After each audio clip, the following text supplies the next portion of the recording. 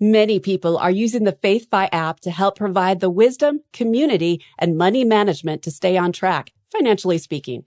To date, over 37,000 members are using its digital envelope system, participating in our community forums, and engaging in virtual workshops. And one of the most convenient features is the ability to keep all your accounts in one place for an easy at-a-glance view. You can choose from one of three options depending on your management style, and it's available on desktop or mobile. Go to faithfi.com and click App to get started.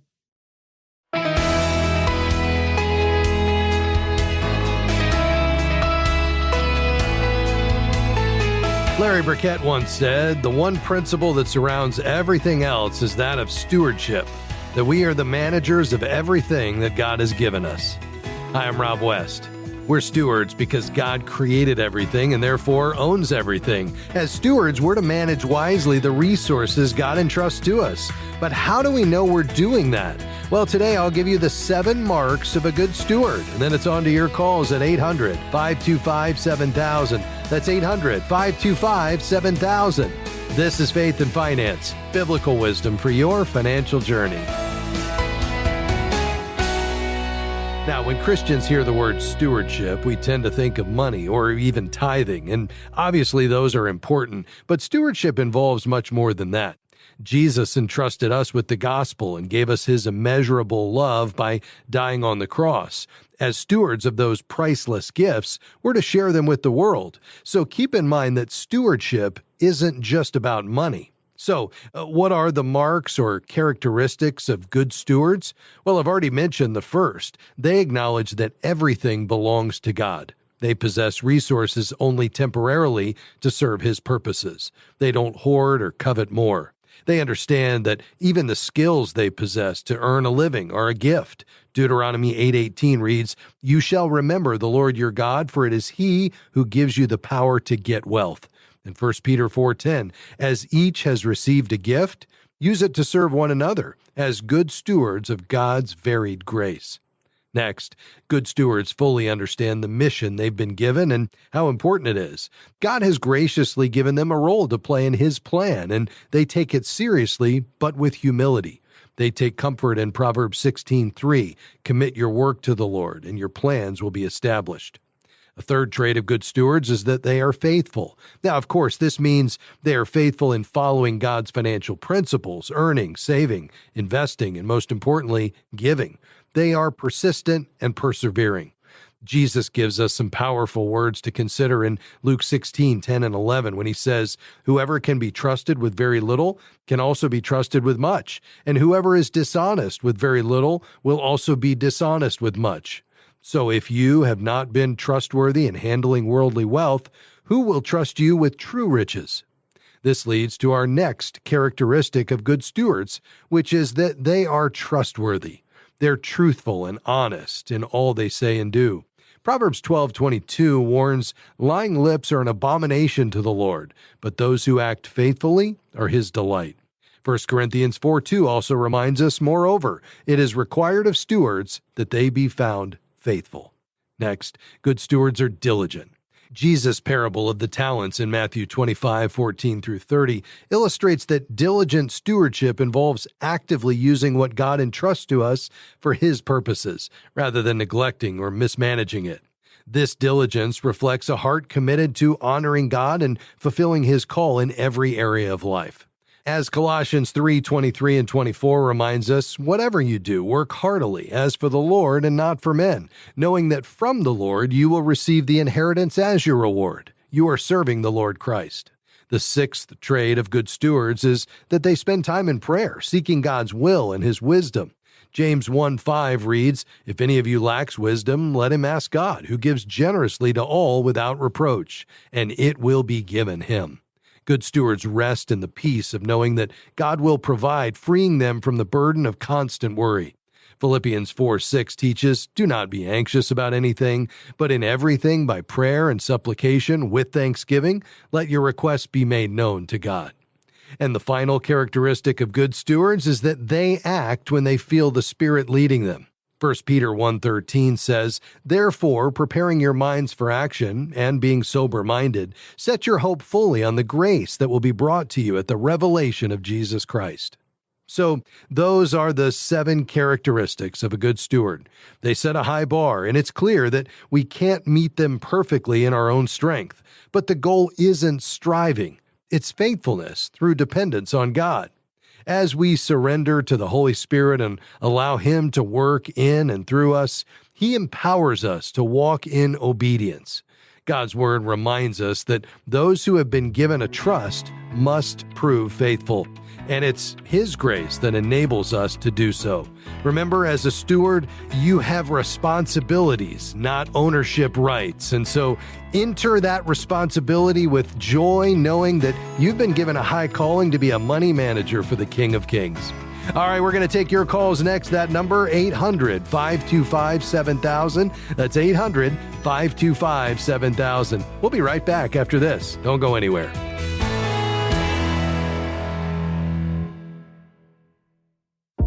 We're grateful for support from Movement Mortgage, who provides residential home loans in all 50 states. Guided by a mission to love and value people and a goal to redefine the mortgage process, Movement seeks to help others achieve their financial goals. You can find out more at movement.com/faith. Movement Mortgage LLC supports equal housing opportunity, NMLS number 39179. For licensing information, please visit nmlsconsumeraccess.org. Faith and Finance is grateful for support from Sound Mind Investing. If you have money in an investment account, you know sometimes the stock market can seem like a roller coaster. But it's possible to enjoy both profit and peace of mind as a do-it-yourself investor, no matter what's happening in the market. A short video webinar about that is available at soundmindinvesting.org. Financial wisdom for living well. soundmindinvesting.org.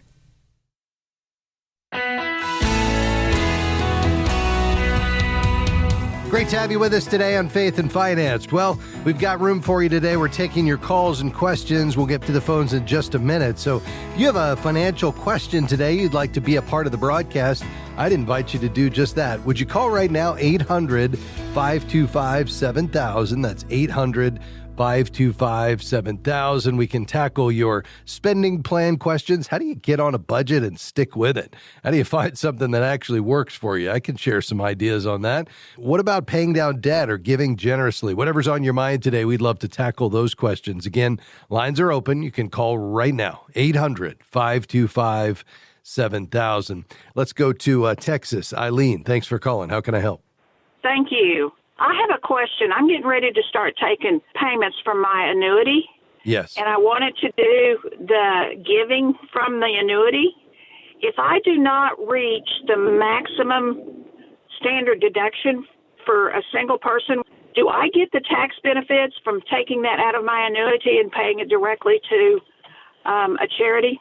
No, because when you take that money out of an annuity, you know, if this is a pre-tax annuity, so was this funded with before tax dollars, meaning it's a qualified annuity? It was out of a 401. Okay, yeah. So this is what's called a qualified annuity, which means that there was not any tax paid on the money that went into the 401k that's now in the annuity. So typically what happens is when you take a distribution from an annuity, those are typically taxed as ordinary income. And then you can claim a charitable deduction if you turn around and give that money away, but only to the extent you give, and you acknowledge this, above the standard deduction. So you have to give enough to be able to itemize for this year. So that's only the only way to do it. You can't give directly.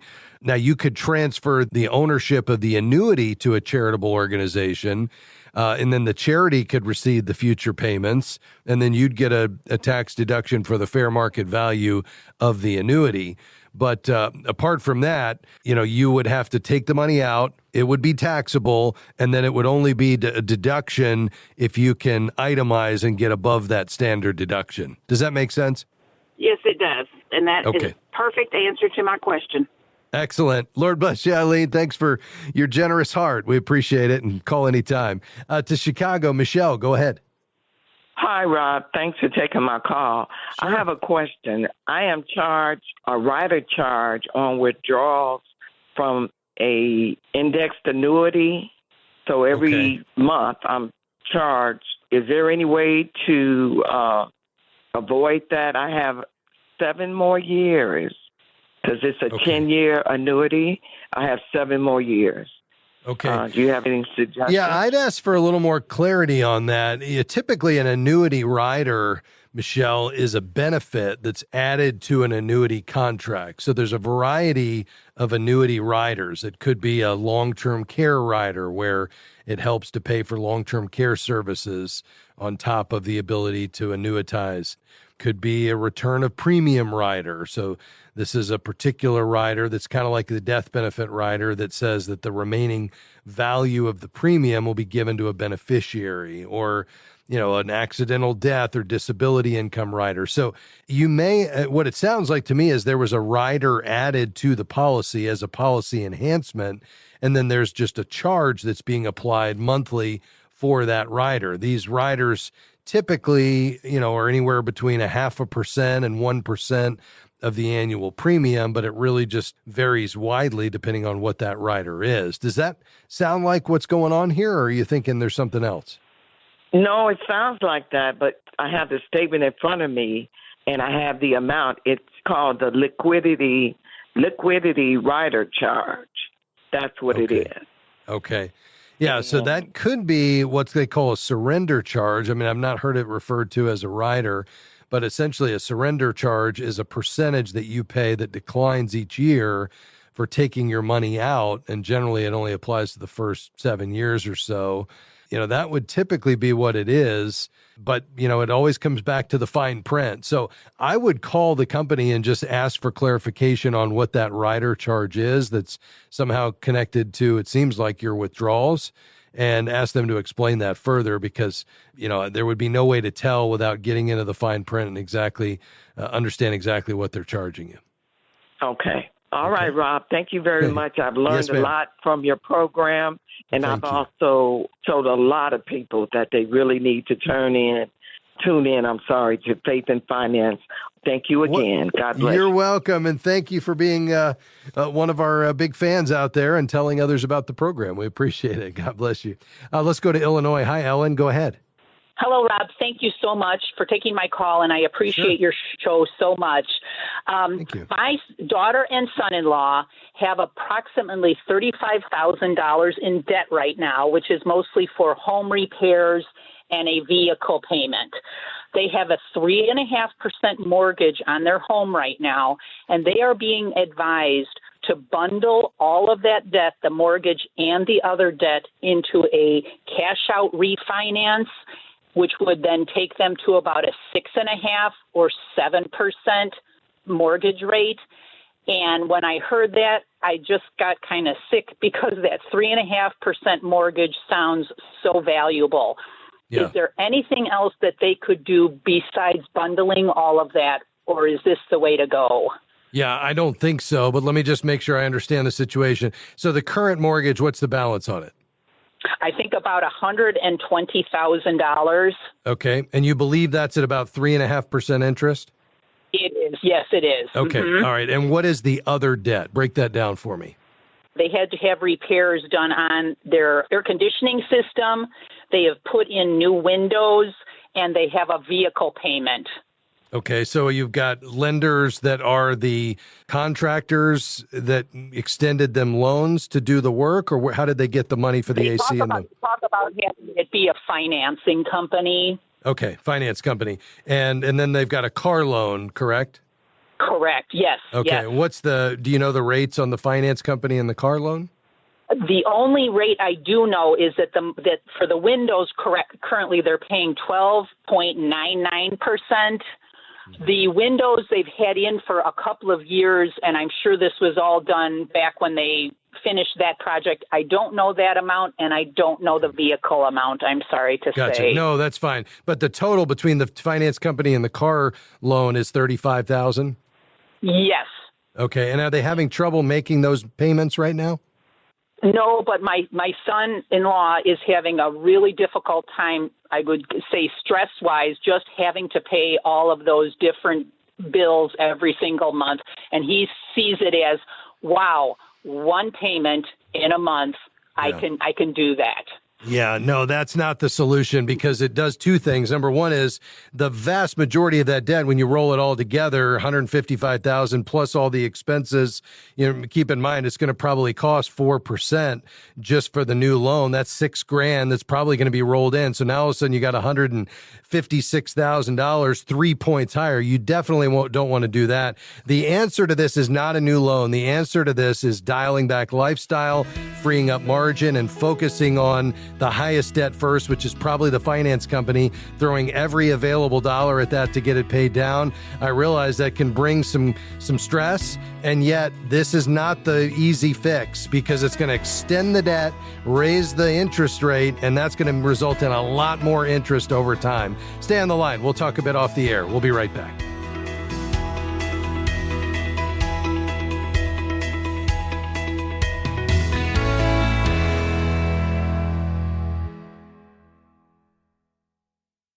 Financial fear is real, but so is God's promise to provide. At FaithFi, we know the daily stress of money can overwhelm your heart, but Jesus reminds us to look at the birds of the air. They don't worry, and yet our Heavenly Father feeds them. In Look at the Sparrows, a 21-day devotional, you'll find peace by focusing on God's faithfulness as you discover how to overcome financial anxiety with faith.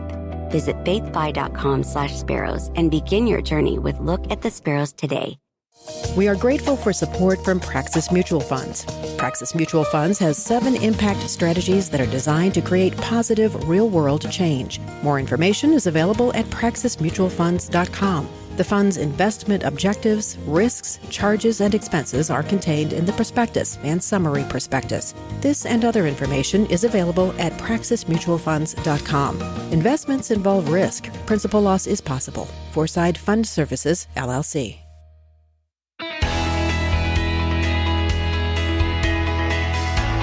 Great to have you with us today on Faith and Finance. All right, let's take as many calls as we can here in this final segment, helping you manage God's money wisely. 800-525-7000 is the number to call with any financial question today. We've got room for a couple of additional questions, so if you have one, call right now. Let's go to Texas. Hi, John. How can I help? Hi, Rob. Thank you for taking my call. Yes, sir. Yeah, I just a little background here. I'm 74. I'm still working full time. And I have a 401k, plus I also have a company-funded pension. Now, I just want to know on the 401k, I have roughly about $500,000 in the 401k. Now, I was wondering whether I should roll that 401k over now or wait until I actually get close to retirement. I'm thinking about retiring by the end of next year. Yeah, John, in the vast majority of cases, nearly every case, you cannot move that 401k anywhere until you separate from service from the company. So you will need to leave that right there. But here's what you can do now, even though you can't roll it out yet. You can start to prepare for it.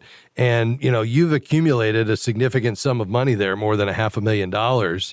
And so, the last thing we want to do is once you transition to whatever God has next for you, we don't want to leave this on autopilot. I would recommend that you have an advisor that can help you manage this.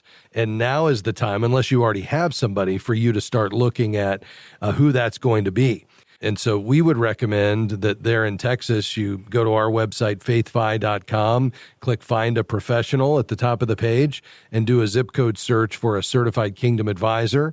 You could find a number of them in your area. I'd probably interview 2 or 3, find the one that you feel is the best fit for you, where you have a good rapport, you understand their track record, how they get compensated, kind of how you fit among their other clients, how they're going to communicate with you, the investment strategy that is best for you, all of those things. And once you land on that advisor, you can go ahead and establish that relationship so that as soon as you retire, that money gets rolled to an IRA and the advisor would then be able to take over the management. So there's not anything to do right now with the money, but you can start preparing for who ultimately will manage it once you separate from the company. Okay, great. That answers my question, Rob. Thank you so much for your advice on that. You're welcome. Lord bless you, my friend. Thanks for being on the program today. 800-525-7000 is the number to call. We've got room for a couple of additional questions here in our final segment today. So if you have a question, we'd love to hear from you and tackle whatever is on your mind. Again, you can call right now, 800-525-7000. While those calls are coming in right now, let's tackle a couple of emails. These come into us regularly at askrob@faithfi.com. Here's what Sandy wrote to us. She said, my mother is 89. She just sold her house for about $300,000 at this stage in her life. How should she invest the money? Should she consider putting some of it into an annuity? I'd like her to have easy access to it. Well, I think the key is what you said there at the end, Sandy. Liquidity or access to the money is going to be a key part of the decision on what you do. Is there anything necessarily wrong with an annuity? No, it's not my first choice, but they have their place. You know, if she's not wanting to take any risk with it and she wants to transfer that risk to an insurance company in exchange for a monthly income stream or just a guaranteed rate of return, that's where an annuity can be a tool to consider. But the problem is when you say, I want her to have easy access to it, like let's say if she were to need to get to a big chunk of it, if she needed long-term care for a period of time or something like that, that's where it's going to be challenging because the annuity is illiquid. So what I would probably do is similar to what I just shared with John, our last caller, is find an advisor who could manage that money. Because she's nearly 90, it's going to be a very conservative portfolio. Probably more than 80% of it might be in bonds, which, by the way, will do well over the next few years as interest rates come down. They've been out of favor for the last 3.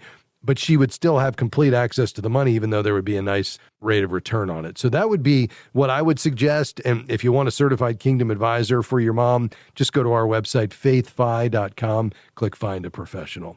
Let's see, one more email. This one says, I was raised in a wealthy home, and as a result, I've never learned proper financial principles.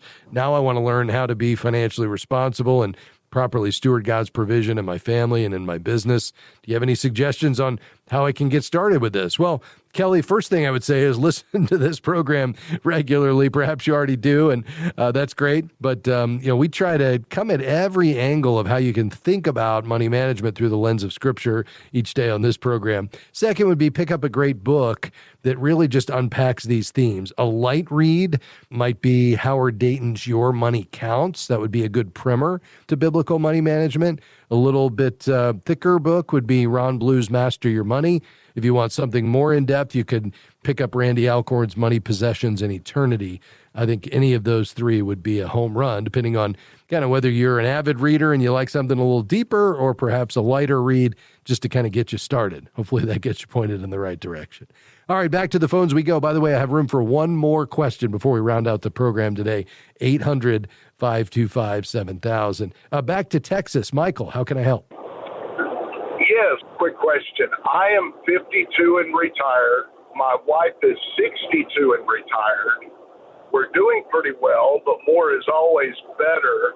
Would my wife be able to start claiming my Social Security benefit, my spousal benefits now?